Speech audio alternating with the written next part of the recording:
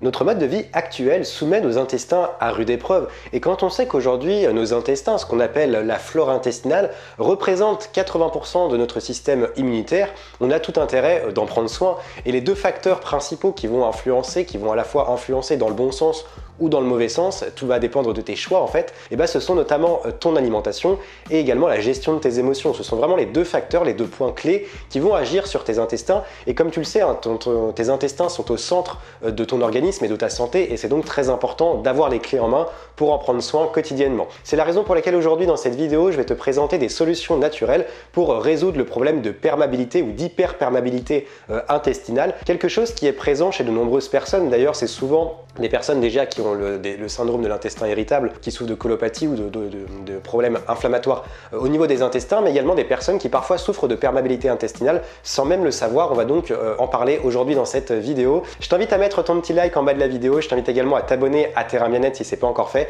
et nous on se retrouve juste après ça.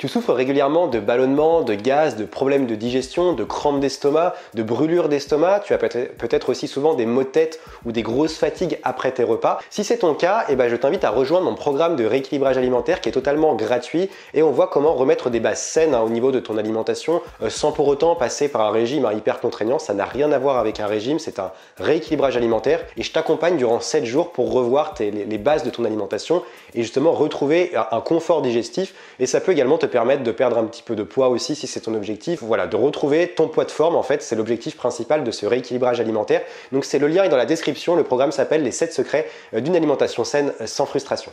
La paroi intestinale ou la muqueuse intestinale, comme on peut également l'appeler, est composée de jonctions serrées qui ont pour but en fait de filtrer les différents déchets et toxines, les bactéries également qui sont présents dans l'intestin et qui peuvent ensuite rentrer dans le sang. Donc le rôle des jonctions serrées, c'est de filtrer en fait et d'envoyer les différents déchets et toxines vers le foie et vers les reins, les autres qui n'ont pas de potentiel danger pour la santé, de les envoyer dans le sang. On a également à la surface de la muqueuse intestinale ce qu'on appelle des microvillosités qui elles sont composées des entérocytes qui sont en fait des enzymes, des protéines qui permettent de filtrer encore une fois les différents nutriments que l'on va ingérer par notre alimentation solide et liquide, qui vont permettre également de filtrer les différents liquides également, et également de permettre de sécréter en fait les protéines qui vont être également envoyées dans le sang. Donc lorsqu'il y a perméabilité intestinale, lorsqu'il y a présence d'une hyperperméabilité intestinale, en fait l'intestin devient complètement poreux. On parle même de passoire parce que déjà dans un premier temps les entérocytes sont affaiblis, elles ne peuvent donc pas faire leur travail comme il faut, et on a également une inflammation des jonctions serrées, ce qui fait qu'en fait on a une muqueuse intestinale, une paroi intestinale qui est complètement poreuse, et à partir de ce moment-là, ça peut vraiment avoir de graves conséquences pour la santé puisque tout va passer dans le sang et il n'y aura plus du tout cette fonction de filtre qui est si importante pour conserver un minimum d'immunité et pour éviter différentes maladies plus ou moins graves. Lorsqu'il y a perméabilité intestinale, tu l'as compris, il y a un déséquilibre total du microbiote, de la flore intestinale, et également du métabolisme, ce qui entraîne de nombreuses conséquences sur la santé, et les symptômes sont nombreux. Les principaux, ce sont notamment par exemple des allergies et des intolérances alimentaires. On peut également avoir des déséquilibres hormonaux et émotionnels, de l'anxiété, de la fatigue, des migraines également, de l'acné et des problèmes de peau, et bien entendu un inconfort digestif, des gaz, des ballonnements, de la diarrhée ou de la constipation ou l'alternance entre les deux, et donc forcément ça va totalement déséquilibrer le système digestif et ça peut donc avoir des grosses répercussions sur tout le métabolisme. Alors maintenant, tu dois te dire comment fait-on pour en arriver là, pour arriver à une perméabilité, une hyperperméabilité et donc une sensibilisation accrue de l'intestin qui est due tout simplement à une inflammation trop importante. Et tout simplement, comme je te l'ai dit en début de vidéo, il y a ton alimentation qui va avoir un impact énorme et également tes émotions. Mais il n'y a pas que ça, il y a également des habitudes qu'on peut mettre en place dans notre quotidien et qui peuvent à terme entraîner une porosité intestinale, comme par exemple la prise trop fréquente d'antibiotiques et d'anti-inflammatoires, du stress chronique également, l'alimentation, si on a une alimentation qui est pro-inflammatoire, donc qui va être riche en gluten, en produits laitiers, qui va être riche en sucre raffiné, en aliments ultra transformés. Si tu as l'habitude également de consommer beaucoup d'alcool, si tu souffres déjà d'un déséquilibre de la flore intestinale, donc là c'est si tu ne consommes pas assez de prébiotiques ou de probiotiques par exemple, si tu absorbes également beaucoup d'antinutriments, donc ça c'est propre également, enfin c'est très fréquent chez les personnes végétariennes ou végétaliennes, puisque si tu ne fais pas suffisamment tremper tes graines, tes céréales, etc., tu peux absorber des antinutriments. Et également si tu souffres également de carences, donc de toute manière hein, tout est relié, ce sont des facteurs qui peuvent entraîner à terme ce qu'on appelle le syndrome de l'intestin poreux. Mon premier conseil pour rétablir la muqueuse intestinale, c'est de revoir ton alimentation. Donc on en a déjà un petit peu parlé en début de vidéo, mais notamment éviter les aliments qui vont être irritants déjà pour la paroi intestinale et également limiter les aliments qui vont être acidifiants pour l'organisme. Donc parmi ces aliments, on va notamment retrouver le sucre, hein, notamment le sucre raffiné et tous les dérivés, parce qu'aujourd'hui le sucre est présent partout, dans les sauces industrielles, dans les plats préparés, un petit peu partout en fait. Et également limiter le blé et les produits dérivés du blé. Donc si tu n'es pas intolérant au gluten, ça ne sert à rien d'éliminer totalement le gluten de ton alimentation parce que ça peut provoquer des allergies à d'autres aliments. L'idée c'est de réduire progressivement. Il faut également éviter, donc parmi les aliments qui sont acidifiants et irritants, éviter les céréales raffinées également, éviter la viande en excès, éviter également les produits laitiers et également les sources de graisses trans. Donc notamment si tu as une alimentation qui n'est pas industrielle, tu as de grandes chances déjà d'éviter les graisses trans, mais les graisses trans c'est les graisses qu'on va retrouver dans les produits transformés. Et il faut faire attention aussi aux produits acidifiants, donc aux aliments acidifiants, notamment les boissons comme le café, comme le thé, comme le chocolat aussi, comme le sucre, qui sont des aliments fortement acidifiants, et également les protéines dont on a parlé, donc je te conseille d'aller davantage vers des protéines végétales.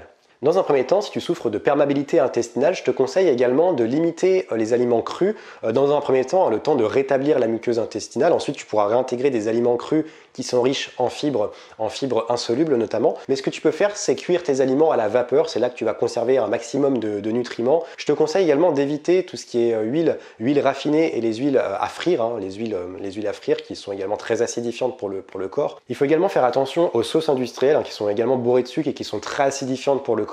Et éviter les épices trop fortes hein, comme le piment. Voilà. Du moment que les épices sont très très fortes, c'est qu'elles vont créer aussi, ça peut être intéressant pour améliorer le flux digestif, mais l'idée c'est de les intégrer après quand on aura rétabli la muqueuse intestinale. Par contre, ce que tu peux faire, c'est venir intégrer des épices anti-inflammatoires comme par exemple le curcuma, comme la cannelle, comme le gingembre. J'avais fait une vidéo sur les épices, d'ailleurs je te la remets juste ici. Je t'invite à aller la voir, ça pourra t'aider et ça pourra te permettre de sélectionner les meilleures épices en fonction des bénéfices que tu recherches. Le deuxième point sur lequel tu peux agir pour rétablir la muqueuse intestinale, la paroi intestinale, c'est d'intégrer des aliments qui vont être régénérants et anti-inflammatoires, donc qui vont vraiment pouvoir agir sur la restructuration, la régénération en fait de la muqueuse intestinale. Parmi ces aliments, on va notamment retrouver le bouillon d'os. Alors je te conseille de le faire maison. Et le bouillon d'os est très riche en acides aminés et notamment 3 acides aminés qui sont très intéressantes pour venir rétablir la muqueuse intestinale. On retrouve la glutamine, la proline et la glycine qui sont 3 acides aminés qui vont vraiment permettre de régénérer la muqueuse intestinale. Je te conseille également de réintégrer des produits laitiers fermentés, principalement à base de lait de brebis et de lait de chèvre. C'est bien mieux que le lait de vache, c'est beaucoup moins acidifiant et irritant.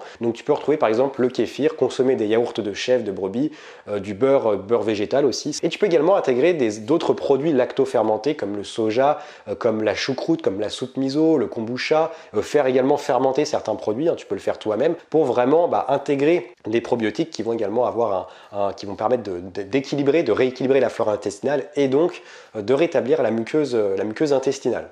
Il est également conseillé de consommer des aliments qui vont être riches en fibres solubles avant de réintégrer les fibres insolubles, hein, comme je te le disais tout à l'heure. D'abord, intégrer des fibres solubles qu'on va retrouver dans l'avoine, dans le seigle, puis on va retrouver également dans la patate douce, dans les fruits, dans certains fruits comme les fraises, les pêches, etc. Bon, on en retrouve partout.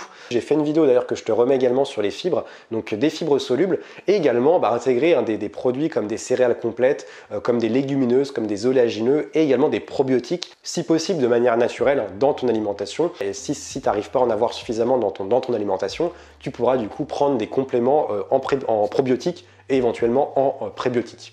Troisième point important pour rétablir la muqueuse intestinale avec des solutions naturelles, des gestes naturels, c'est d'intégrer des compléments alimentaires, donc des compléments, je te rassure, totalement naturels. Tu peux dans un premier temps te complémenter en glutamine, je t'en parlais tout à l'heure, c'est un acide aminé qui va permettre de nourrir les entérocytes, qui sont vraiment ce rôle de filtrer les nutriments au niveau de la muqueuse intestinale. Donc ça va permettre de nourrir les entérocytes et donc de les renforcer et d'éviter la porosité intestinale. Donc la glutamine, tu peux soit en prendre en complément, mais tu en retrouves énormément dans ton alimentation si tu as un régime qui est assez varié. Tu vas en retrouver dans la viande, dans le poisson, dans les œufs, dans les légumineuses, dans les épinards, dans le persil. Ensuite, si tu peux te complémenter à la limite. Un autre complément intéressant, c'est l'acide chlorhydrique sous forme de bétaïne HCI. Donc c'est un complément alimentaire liquide que tu peux venir également consommer, qui va permettre d'apporter une certaine acidité au moment de la digestion, donc qui va aider les enzymes pour détruire en fait les différents nutriments et permettre de les digérer, donc notamment permettre d'améliorer la digestion des protéines animales notamment. Au moment où tu vas digérer les protéines animales, ça va éviter de faire trop travailler ton intestin qui est déjà fragilisé, donc l'acide chlorhydrique peut aider à une meilleure digestion.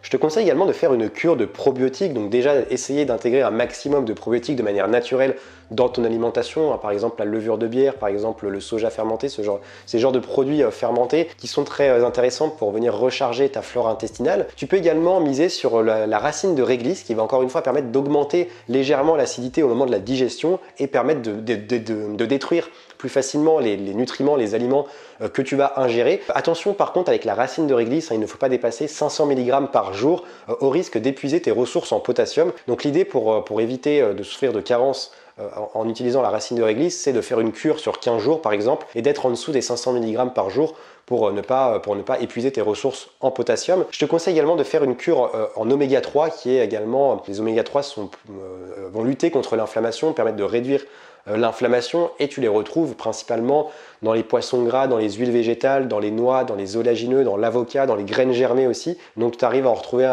pas mal dans ton alimentation et les oméga 3, tu le sais, sont très intéressantes aussi pour ton cerveau et pour le bon fonctionnement de ton cerveau.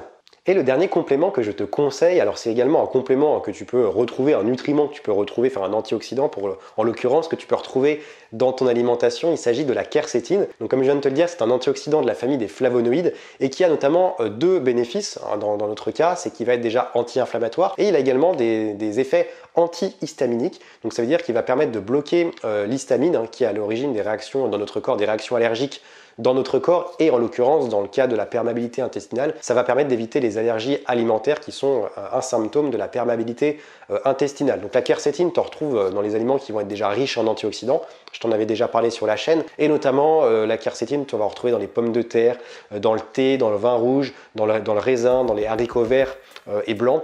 N'hésite pas à me dire dans les commentaires si tu as des questions concernant la porosité intestinale, si tu souffres régulièrement de troubles digestifs, si tu as des questions sur le fonctionnement de ton système digestif, sur les intestins, etc.